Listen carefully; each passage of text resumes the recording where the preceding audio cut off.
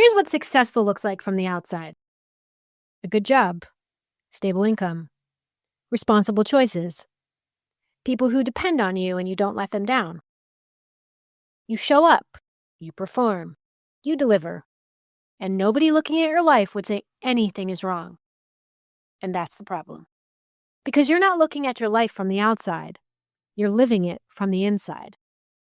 And from the inside, it feels like, fine, competent, safe, but it doesn't feel like yours.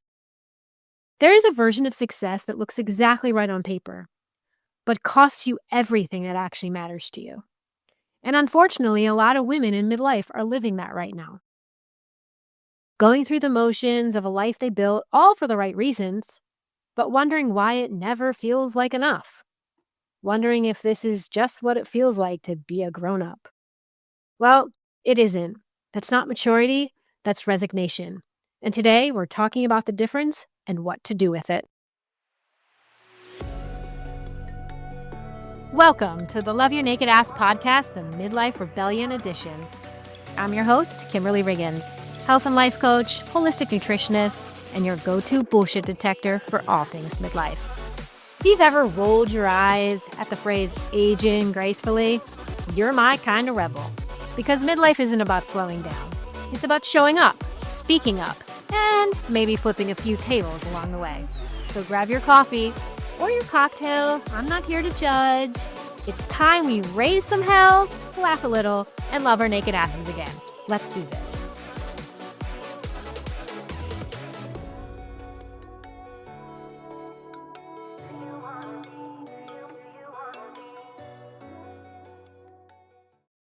All right, let's jump right into this. Let's talk about something that probably lives in the back of your head on a low hum most days. Society hands every woman the same blueprint. Get the job, climb the ladder, buy the house, have the family, save for retirement, check all the boxes, stay grateful, and don't ask too much. And if you've made it to midlife, still following this version of success, I need you to hear this. That's not success. That's compliance. And compliance is exhausting in a very specific way. The kind where you're doing everything right and still feeling like something is missing. Because the truth is, something is missing. It's you. Here's what the blueprint never accounted for. What you actually want. What lights you up. What kind of impact you actually want to make in this one life. The blueprint didn't ask you. And for a long time, neither did you. Midlife is the moment that changes, not because of some inspirational pivot point, but because you've been around long enough to know what wasted time feels like. And you're done adding to the pile. Let me tell you a little story. I have always known that this traditional model wasn't for me. They get a job, work 40 hours a week, grind for 40 years, retire and hope you have something left model. I saw it early and I said no. I went out on my own and I built something. And then a funny thing happened. Life got in the way. And I ended up right back in the same damn rat race I was trying to avoid. Yeah. Running a business doesn't automatically mean running your life. The lines can get blurred there too. Work bled into everything. I couldn't figure out when to shut it off and shut it down, and I was good at what I did, really good, but I was stuck. And not the dramatic, obvious kind of stuck, the quiet kind, where every morning you wake up and you do the thing and you do it well, and you go to bed and you wake up and you do it again. And somewhere in there, you stop asking yourself if this is what you actually want. And as always, as life gets in the way, you make decisions based on what's going on. So I gave up my original business, got a day job, and here we are. I turned 50 in January. My son is heading off to college next year, and I keep coming back to this question that won't leave me alone. Is this all there is? Now again, I'm damn good at my day job. I'm successful by every external measure, but it doesn't excite me. It doesn't fuel the part of me that needs to create something. It doesn't pull me forward. It doesn't make me want to get up and go. So here's what I did. I didn't quit. I didn't wait until the timing was perfect or the bank account hit some magic number or my son left for college and I finally had permission to want more.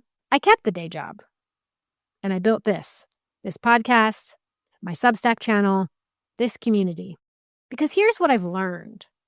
You don't have to blow up your life to start building the one you actually want. You can hold the responsible thing in one hand and reach for the real thing with the other. I'm doing it right now. Now, let me be clear about something. There is absolutely nothing wrong with working for someone else. Nothing. Some women thrive in that environment, and I have deep respect for them. This isn't about a right way or a wrong way. This is about knowing what you actually want and then moving towards it. Not someday, but now, even if it's just one small step. So in my brain, the responsible one, the practical one, the one doing the math on college tuition, started whispering, "Stay put, be thankful, you can't have both." I caught it and I said, "Bullshit. You can want what you want, even when it's inconvenient, even when the timing is imperfect, and even when the practical version of your life is telling you to stay in the box." I turned 50 and decided that the box was done for me. And if you're sitting with that same quiet, "Is this it?" this episode is for you. So let's redefine what success actually gets to look like. And here's what I want you to challenge. The idea that success has one shape. It doesn't. Success for one woman looks like finally leaving the job that's been draining her for years. But for another, it looks like staying in the job and building a life outside of it that actually feeds her. And for another, it looks like starting a business or writing a book or traveling or going back to school or finally lifting in the gym and building a body she's proud of. None of these are more valid than the others. But here's what they all have in common. The woman chose them. She didn't accept them as defaults. She didn't sleepwalk into them. She didn't pick them because they were safe or logical or because someone else would approve. She looked at her own life and she said, "This is what I want. This is what matters to me. This is what I'm building." That act of choosing deliberately, honestly, without apologizing for it, that is success. It has nothing to do with the box. It has everything to do with you. So how do you actually start? I have 4 questions that we're going to go through so you can get really honest with yourself. How I see it, you have to stop letting success be something that happens to you or around you, and you have to start defining it for yourself. So here are the 4 questions I want you to sit with. Write them down and answer them honestly. Not the responsible version of honest, the real version. Okay? So here we go. What do I want to feel at this point in my life? Not what do I want to achieve? What do you want to feel? Is it peace, freedom, excitement, adventure, impact, connection? Pick what's true for you. Everything else builds from that. Question number 2. What am I actually passionate about? Not what you're good at, what pulls you. What you've been putting off for years because it didn't make sense yet. What you think about when no one's asking you to think about anything. Number 3. How do I want to spend my time? And be honest here. Not how should I be spending my time? How do you want to spend it? If you could design the next 5 years without worrying about what it looks like, what would it actually look like? And the last question, what kind of impact do I want to make? What do you want to leave behind? What do you want the women around you to say about you? How do you want to show up? What do you want to matter? These aren't small questions, okay? So take them seriously. I'll have them in the show notes. You can look at them again. Literally give yourself the time to really answer these questions deeply. So, of course, those questions are going to lead into your action step. I want you to write the real version, right? So sit down somewhere quiet and write down what success looks like for you. Your version, not your mother's version, not your partner's version, not the version that impresses people at dinner parties. Yours. What does it feel like? What does it look like day to day? What are you doing? Who are you doing it with? How do you feel when you wake up? And get specific. Then pick one thing, one concrete step you can take this week to start moving in that direction. I'm not asking for a complete overhaul, just one step. Maybe that's having a hard conversation. Maybe it's researching something you've been scared to research. Maybe it's saying no to something that's been taking up too much space that belongs to somebody else. But maybe it's a yes to a class that would teach you something new or that you've been interested in for years. Maybe it's a yes to traveling to a different state, country, wherever. Listen, progress isn't pretty and it doesn't have to be. It just has to be moving. So here's what I want you to leave with today. Midlife is not the time to fade out. It's not the time to decide the blueprint was right all along. It is the time to get honest, brutally, finally, completely honest with yourself about what you actually want, about what is actually working, about what you've been tolerating because it seems like the responsible thing to do. You have experience now, hard-earned, nobody can take it from you experience. You know what wasted time costs. You know what running on empty feels like. And you know what it means to do everything right and still feel like something's missing. That knowledge is power. Use it. Rewrite those rules. Build your own version. Stop asking for permission to want what you want. This is your life. Make it count.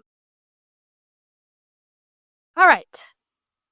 Next week, we're talking about sleep. Specifically midlife insomnia and how to make it your bitch.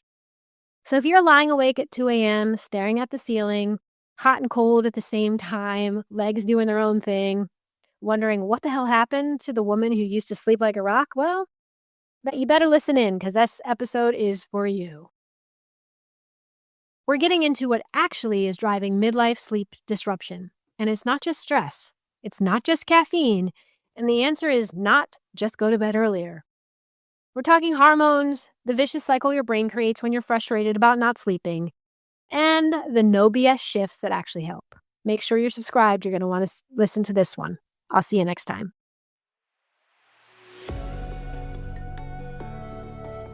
And that's a wrap for this week's episode of the Love Your Naked Ass podcast, the Midlife Rebellion edition. If you're loving the show, be sure to smash that subscribe button, drop a rating, or leave a review. Because we're not here to tweak the old narrative. We're here to torch it, rewrite it, and make damn sure every woman knows midlife is her prime. Don't forget to join me on Substack at Rebel Midlife, where we get raw, real, and a little rebellious about what it means to thrive in this chapter. I'm Kimberly Riggins, signing off with this reminder: midlife isn't a crisis, it's your comeback story. Catch you next time, Rebel.